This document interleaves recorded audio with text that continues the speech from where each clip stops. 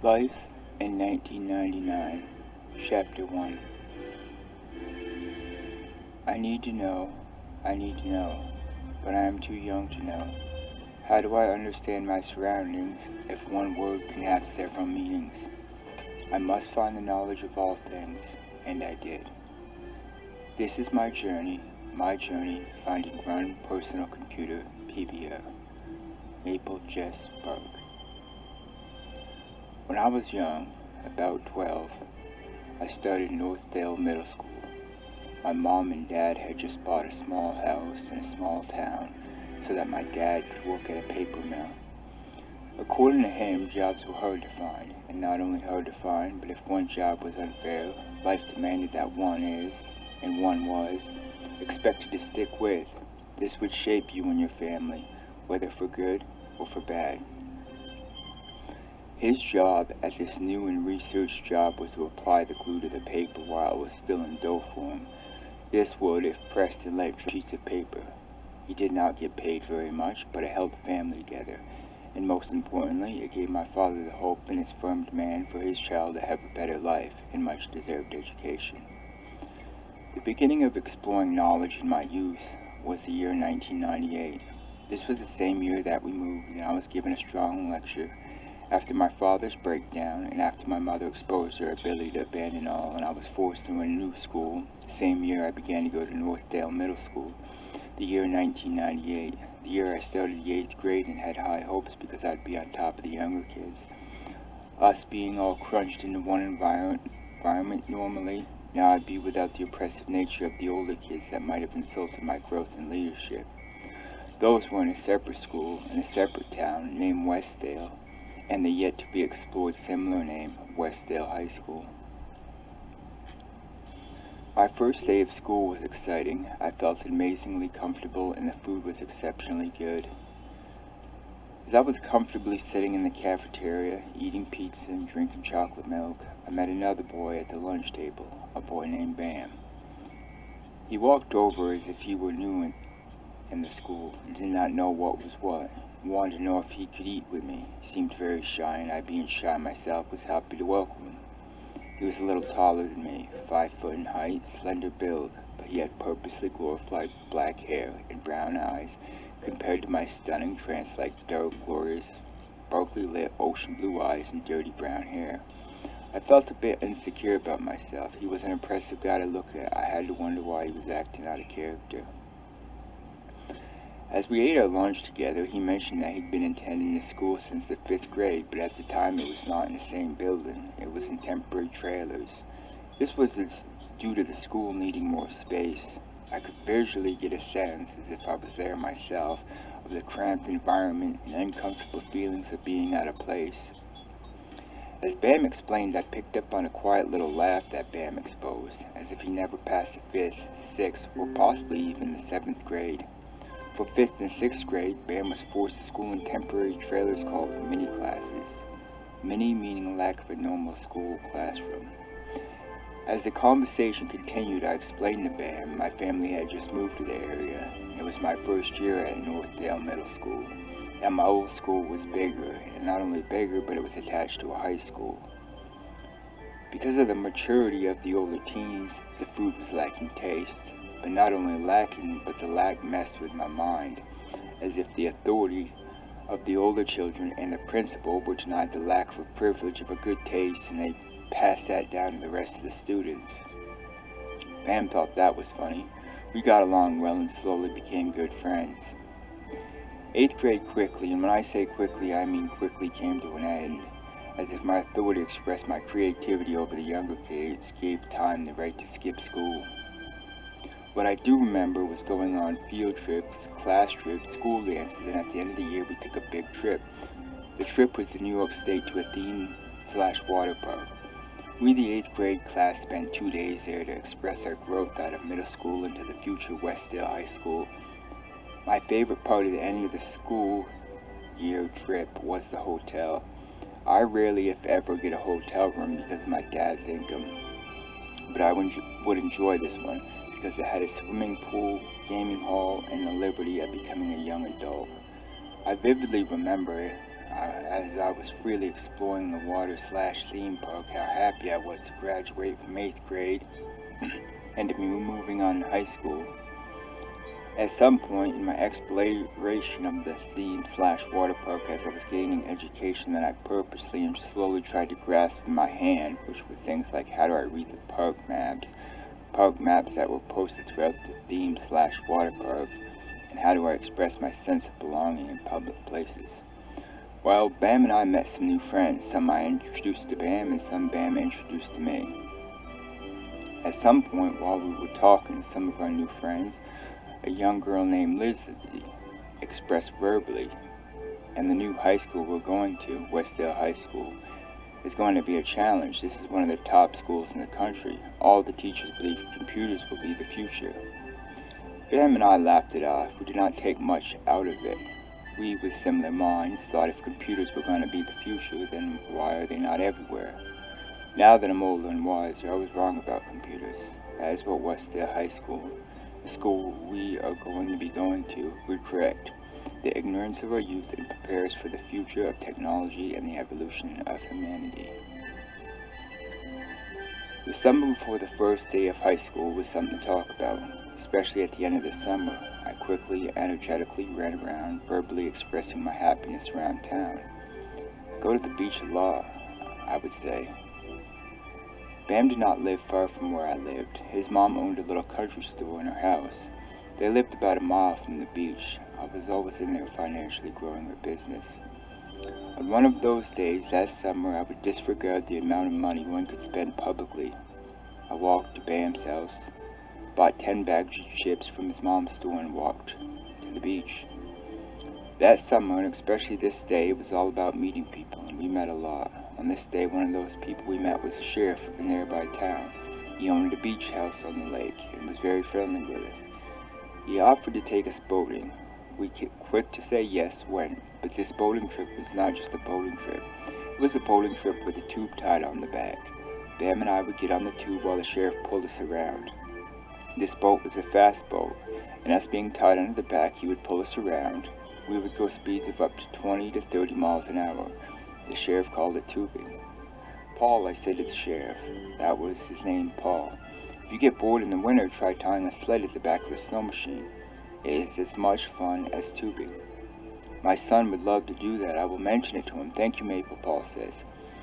After our tubing adventures, we had a campfire, ate hamburgers, and took a late night walk.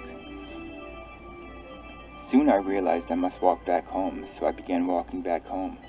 Reflecting on the time I had at the beach, I hope to have similar adventures once I started school, meeting people and being taken on new adventures. The Westdale High School bell rang. I glanced over at the clock, hoping the day had suddenly come to an end. My eyes saw 8 o'clock, and that started the first day of Westdale High School. I said to myself, hoping that somehow I did not get the sick 8 o'clock feeling in my stomach. It was a big school that had another fresh start.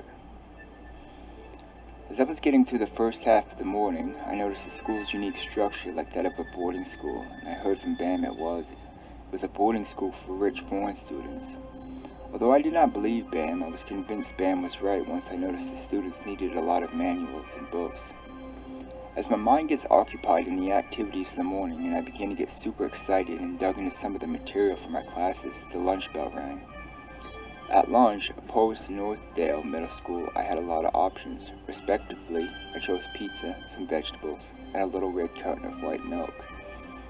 While I was eating and sipping on my milk, I gazed around at the few hundred students in the lunch hall, hoping to find Bam. Suddenly I noticed him. He's walking down towards my table. I flagged him over. Bambi, I say. He casually walks over and sits down. We both were happy to see how big the school was, and especially all the technology. The school had computers that gave each of us an email address, and the faculty gave each of us a big, expensive calculator. We expressed their growing comfort to one another, and as the lunch usually is, we hardly noticed the time passing, and shortly we were back in class. My next class was physics. Bam and I shared the same class.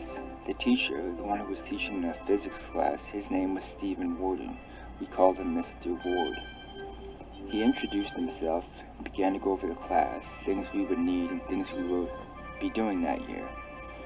Some of the things he went through were the quanta, wavelengths, and electrons.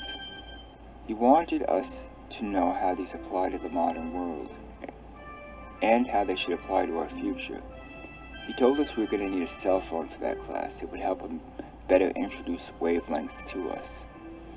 It was good for other classes as well, he mentioned. I did not have one, but I was sure my parents would buy me one. The cell phone was something new to Americans. In my later years, I discovered that at that time, cell phones existed, but mostly in Canada. Cell phones were so large at this time, meaning it would be larger than your pocket. I can remember my father's car phone. It was huge, plugged into a cigarette lighter, had a giant magnet connecting the antenna to the roof of the car. Most of the time it failed to provide a decent connection. Somewhere around this time there were smaller versions of it, one that could fit in the palm of the hand, but very few. Most of my classes needed me to have a computer, a cell phone, and an email address. In class, Mr. Ward said we would be discussing wavelengths, and that's why we needed a cell phone. Mr. Ward strongly believed the future would be made of cell phone towers, and a lot of them. But not just cell phone towers, but strongly expressed his belief in wavelengths coming from giant towers, controlling the world below. I laughed the information off. I could barely make out what he was saying. Plus, I could not wait for 3 o'clock to come, so that I could go home and tell my parents how my first day of high school went. 3 o'clock, finally, beginning to go home. I was glad when the bus reached the front of my house. I jumped off the bus and went to my front door, turned the door handle, and went inside. Once inside, I grabbed an apple and went to watch television. Not too much later, my parents got home. My mom lovingly came up to me and asked, "How was your first day of high school?" I said, "It is awesome," and went on to say, "It's a rich school. They gave me a calculator, textbooks, and a uniform." I was so excited I could barely contain my excitement. I began to wonder if I was overexcited, now having thoughts that questioned if I would make it to school in the morning. I quickly covered it up and said, "They also gave me an email address, and they surely want me to ask you and Dad to buy me a cell phone." My mom said, "Cell phone? Why would you need a cell phone?" I said, "In case of emergency, various experiments at school, and to keep in contact with my teachers." My dad yelled across the room, "If that's the case, we'll get you one." "Great," I said, and walked into my room with a sense of ownership. I began to dig into all the new material in my new possessions. The next day, when my parents got home from work, and I had gotten home from high school, I looked to my dad and noticed my dad holding a small bag. I thought I knew what was on the inside, and when he pulled it out and presented it to me, I was right. It was a brand new cell phone. My dad says, "Not a lot of people can afford a cell phone. Be careful with it." He handed it to me, and I quickly took it to the living room, placed it on the couch, and slowly opened the box. Slowly tearing through the box, I revealed the power cord to charge the phone, a keypad to dial the numbers, and a screen display to text messages or pictures on. My favorite part of the phone, it was blue, and my dad knew I loved blue colors. The next day, I brought the recently purchased blue colored with a lit screen display cell phone to school. I showed it to all my close friends, hoping that I would be esteemed. Bam, with his charm and glorified gift to be a tribal self-leader, include others, smiled and said, "The precious future. It's your future in college. Don't screw it up." I'm almost certain that the statement meant to stay away from certain criminal behavior that was happening in hidden places within Westdale High School. Criminal behavior that gave me the exhilarating thrill of a fresh hunt into growing up. But I would ignore that thrill and tell myself that the cell phone will have to do it. I will search out the knowledge into the workings of all by understanding wavelengths. That will be the sport.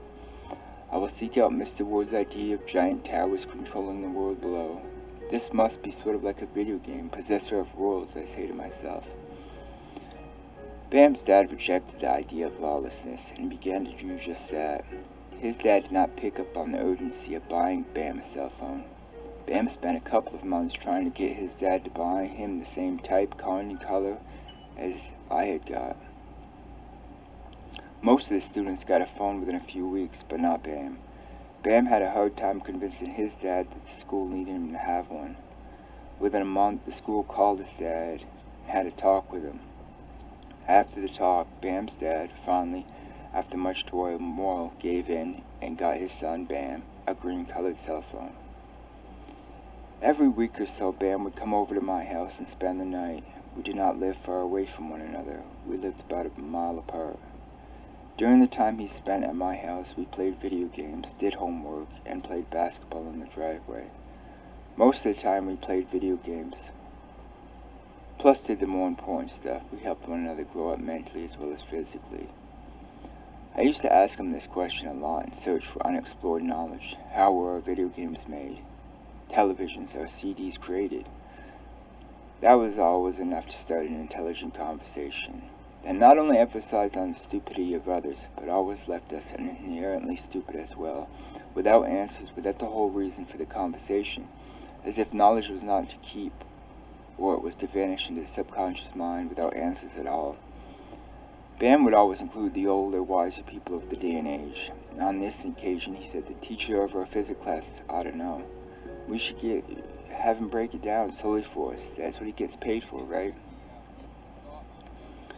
As time went on, I asked the question so many times that Bam, eager to find the freedom that could come from a small idea we called virtual reality, decided to ask his father how video games work. And how does electricity work? How exactly are they created? Bam's dad, whose name was Frank, simply said positive, negative, or ones and zeros. Bam could not understand that, but thought it was a good enough answer and brought it back to me. Tried to make sense of the information, but was confused, and said, does that mean to make believe as a child would, or do I interpret that through the scars of the vivid truth that is apparently before me all the time, a long, very long time, all the time? Criminal is the vivid truth, pretend stupid, Bam replied. And that is what would happen, and the knowledge would sink deep into our minds without the ability to retrieve it again. Now that I think about it, I think Bam meant to pretend like a child. Not long after, I asked my physics teacher about Bam's father's answer. Mr. Ward simply said, while leaning on his cane, we will be studying those topics later in the year. As the great Dr. Cake said, learning without millions of years to do so is vain. And I say waves coming from outer space is, and thought it was good for me to wait for the full meaning to the question. The day quickly ends and I'm back on the bus. I felt as if I was just on the bus, on my way to school. I got off the bus and I was home again. I walked inside, grabbed an apple, and walked into the living room to watch television. As I was flipping through the stations, I noticed a show. It was about energy and an idea that humans could, in the eyes of the older, wiser, professional people's opinion, raise their energy level to the point of walking through a wall. I had to wonder if energy was the absolute in the universe. After all, I eat to receive its energy, so maybe the universe is governed by energy. I had a question through this new information. If I had enough energy, could I fly like Superman? Or is flying like Superman a huge explosion without the capabilities to be a Superman? I know the answer to the question could not be due to positive behavior, but negative. I know electricity is negative. In that case, I'd be forcing the Earth/surroundings to forcefully listen to my will. Maybe that's how the video games work, through governed electricity, I quietly whisper. It's probably the reason for the fear amongst the adults, the negativity behind someone forcing their will on others. The show on television made me again ask the question. Over and over do I ask this question in my mind to keep the knowledge of the virtual world in my mind. I wonder what are the colors coming from the television. Vividly, I remember watching and wondering how could energy make the structure coming from the television. For example, the people of buildings. I know that they are not people of buildings. They are not happy little spirits that could live inside the television because it was pre-recorded. The Tooth Fairy and Santa Claus ruined that one a long time ago for me. I know it had to do with energy because the electrical outlet, the outlet that the television was plugged into, in my eyes, that electrical outlet would control the huge box that made up the television in the 90s. Bam came over that evening driving a small motorcycle or something. Loudly he comes into the yard and loudly cannot complete the overexcited expression that he was gaining and growing. My father promised me that if I do well at Westdale High School, he will at my senior graduation buy me a brand new Oldsmobile GX5. That was the popular car in the 90s. The motorcycle out in the front yard, he just bought that for me. That's the reward for making it this far, Bam said loudly. After I shared in his excitement, we moved on our conversation. Later in the day, I brought up the television show I just watched, claiming energy could make impossible things possible. He seemed not to care all that much. He was too into his new responsibilities. If you're interested in your study, here's another direction. Maybe you should get spiritual and study beliefs. Those that speak on television might be speaking from one perspective, Bam says, preferring my conversation. I replied, I'll wait to get the answer from my future physics teacher. There is something I do not like about the older population, senior elders. Like if I was to begin a conversation with a religion, it would not just last an hour, not two, not even three, but fearfully last days. In other words, willing boredom. It was not long before I stumbled on the two answers.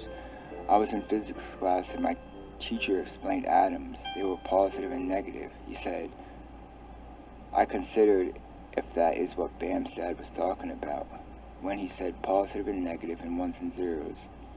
After class, I asked my physics teacher, could Bam's dad be talking about atoms in a unified theory when he included ones and zeros to his answer? I don't know where I got the question from, but something in me wanted to unify knowledge. It came out as if I had a good idea of physics per se, but seriously, I was using the harsh scars of the surrounding environment. Mr. Ward said ones and zeros, if we're talking about the same thing, are used for the binary code. The binary code makes up the code on VHS tapes, records, and video games. His answer was the answer that avoided the question, and I instinctively knew not to dig too deep into the world of scars, fears, and doubts. I asked him again, just to assure myself that I was not to pretend a world of absolute knowledge, the one and only knowledge, the knowledge I invent, unified knowledge. Is that the same as positive and negative? He, as predicted, seemed to avoid the question with a false answer, as if the question about how things work is a mystery. But then Mr. Ward looked up toward the ceiling, looked at me, and seemed to give in. He looked at me with sincere eyes as if he were letting me into a special world of his and said, Maple, I don't get much into my reasons for becoming a teacher, especially that of a physics class. Earlier today, as I went over atoms and how they form the world around us, and that is by obeying laws that produce energy, and the laws that attract us to produce energy, I'm going to tell you something that I tell very few. After all, in today's lecture, you questioned me as if you with certainty knew what I was saying. Not a lot do, Maple. So what I'm about to tell you is very important. My father worked for NASA back in 1969. He worked in the safety department. He was to make sure the astronauts were safe on the moon as well as on the Earth. After the moon landing was a success and the shuttle came home, my father had his family stand before him. I was included. I watched as he began to laugh. He was so happy. Happy about a bonus he received from his employer. Plus he had a secret of gravity. He went on to explain to us what he had learned in that year. He said we faked it. It was fake. What you see on the television never happened as you know it. In our language, Maple, the moon landing was faked, but not faked. You see, the only way to stay the same is to not leave gravity. If a one was up 4 or even perhaps 10 miles above the Earth in the atmosphere, they and their possessions would change, because there isn't gravity to keep them the same way. In fact, if you were up that high, you would be sort of in a dreamlike state. So to remain conscious, we faked it. With science, they pretended to go. Make-believing is believing, Maple. It is truth. So we really did go to the moon as science fact, but the kind of space mission that included gravity. The reason I became a teacher was to express to others the truth behind the power of our imaginations. Believing what we knew as children, but forgot as adults. To play make-believe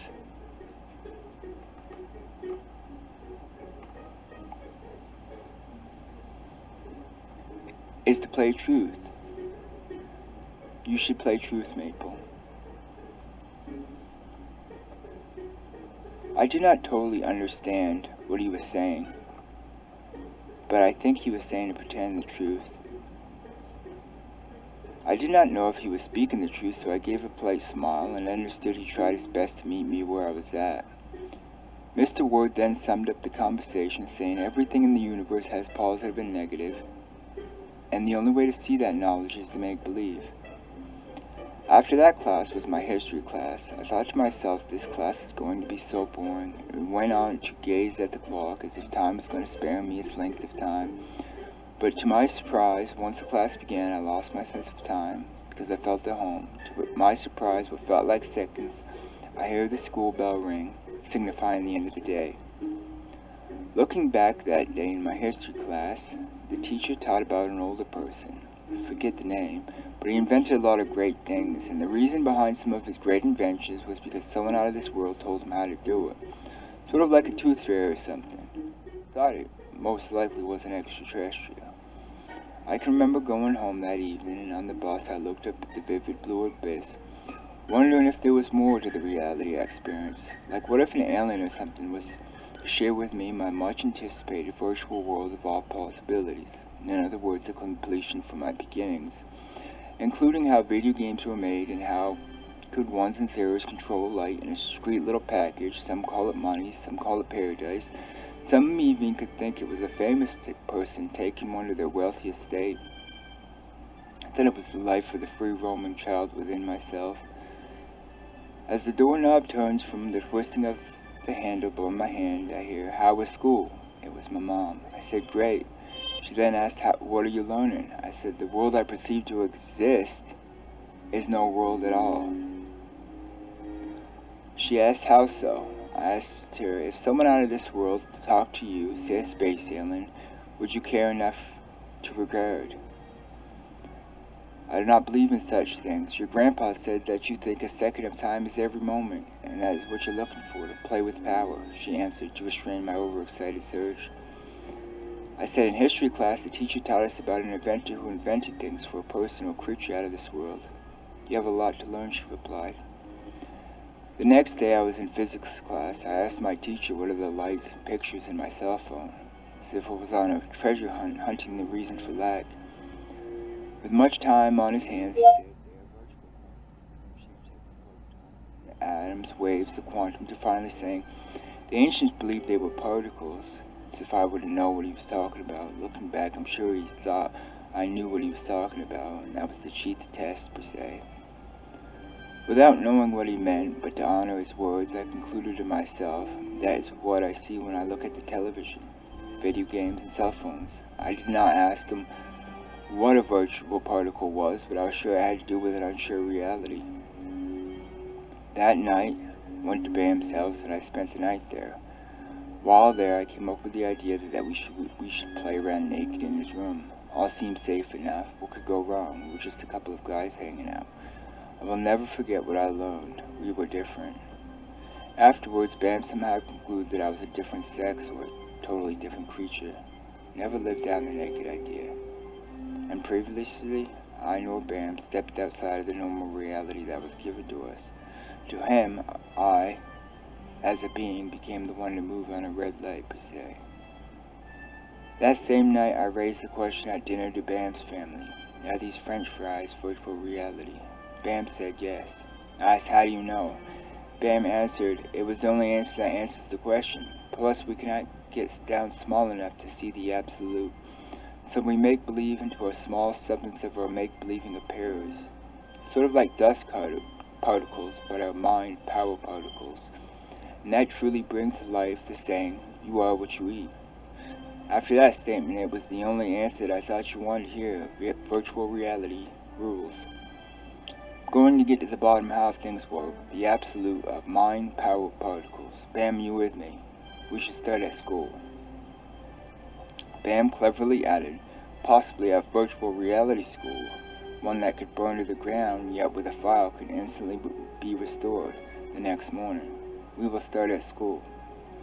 The next day, Bam introduced me to a girl named Alice and to an older boy named Brendon. Alice studied art, Brendon studied humanities. Alice was nice and outgoing. Brendon was nature-caring and picked up on the smallest of details. I, over time, at some point, asked Brendon why he was involved in his work. His answer was, everything has a purpose, even down to the lint on your clothing. I asked what purpose. He said everything is loved, cared about, even the lint. Consider if it was not, there would be many more viruses. That is why I care so heavily about tiny substances, such as lint, because I don't want to get sick. Trust me, it's a particularly important study. If I make friends with such teeniness, I heal myself.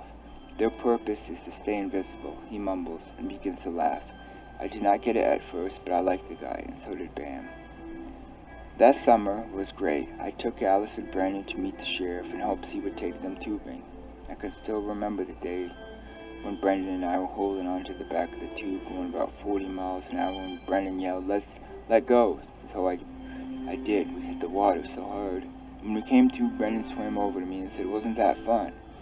Yes, I said. The situation reminded me to let go of things in life, hard concepts, hard relationships. Let life be life and have fun. Brendon said, let's do it again and have some more fun. I laughed as the boat came around to pick us up. That summer, my parents thought it would be fun for us younger people to have our own rented cabin by the lake. They rented one. They could not afford much, but they could afford a good time. All that summer, Bam, Alice, Brendon, and I spent our nights at the cabin. We did a lot of things in the cabin, such as play cards, video games, watch television, and some of the colder nights we would light a fire. On one of those days, in the middle of summer, Bam was reading a book. Bam's parents were extremely poor, could not afford much, which caused Bam to grow up reading a lot. On this day, Bam was reading a book named War of the Machine. The book was about a few people living inside of a computerized world. The characters in the book grew up their whole lives thinking it was the real world. As Bam was finishing up the book, he turned around to Brendon and said that was an awesome book. He started explaining War of the Machine to us.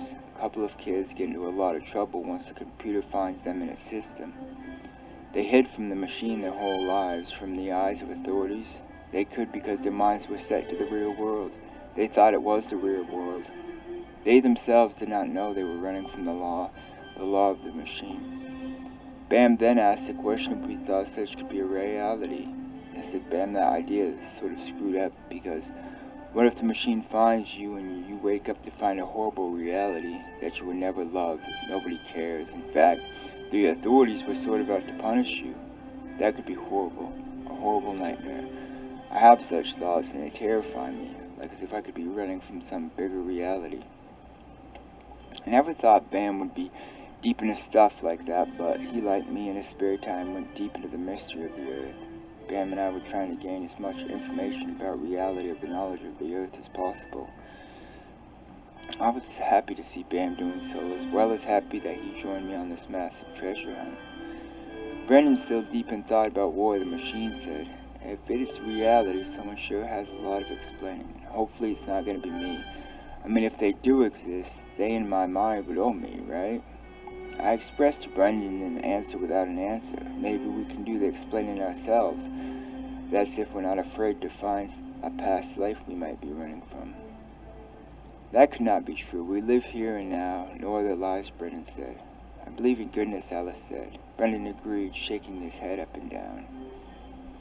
The next day, Brendon, Alice, and I walked to the store. Bam decided to go fishing. We all needed some food. This night we planned on grilling by the lake. While at the store, we purchased a few things and walked back to our cabin. Once we arrive at the cabin, we find Bam next to the cabin with a fish in his hand. He yells, this is what I'm eating tonight. Bam was proud to work and catch his own. Bam grew up poor. He learned to catch fish at an incredibly early age. He knew what it meant to enjoy pleasure after work, eating the labor he did for himself. That night it was warm, about 70 degrees, not a cloud in the sky. We grilled on the beach, and instead of using charcoal, we used wood for the fire. Brendon, Alice, and I grilled hamburgers, while Bam grilled his fish. I put cheese on my burger when it was done. Quickly, we flopped on some paper plates, hoping not to lose one, and then sat down on some grass next to the lake. After we were done eating, we laid down on the soft grass, gazed up at the stars. Bam exclaimed, "The full moon looks so big." I could barely hear him. I was in a trance while looking at the night sky. I was indulging myself on the clear, starlit night. My eyes were fixed on the Big Dipper, which for me was not always that visible in the city.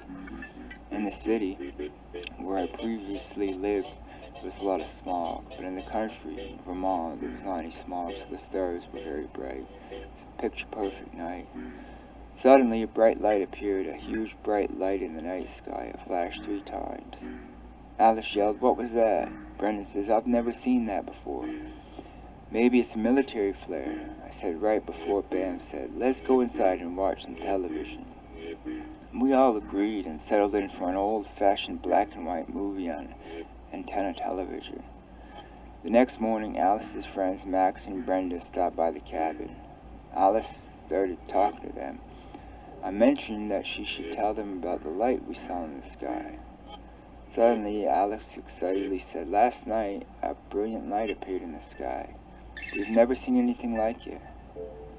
Brenda, quick to take her place in the conversation, said, "Max believes in UFOs and his parents are sure that life exists elsewhere in the universe." Bam said, "Whatever it was should not matter, and even if there was life out there, why, don't you believe in my dog, Lacey? She exists too."